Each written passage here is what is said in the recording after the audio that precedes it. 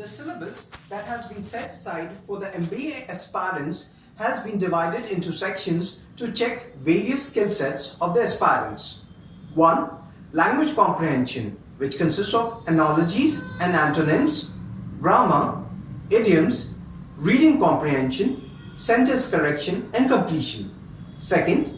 Intelligence and critical reasoning, which consists of coding and decoding, mathematical reasoning and puzzles. 3rd. Data analysis and sufficiency, which consists of bar graph, pie charts, tables and graphs. 4th. Mathematical skills, which consists of algebra, averages, geometry and number system. And 5th. Indian and global environment, which consists of awards, current affairs and general knowledge.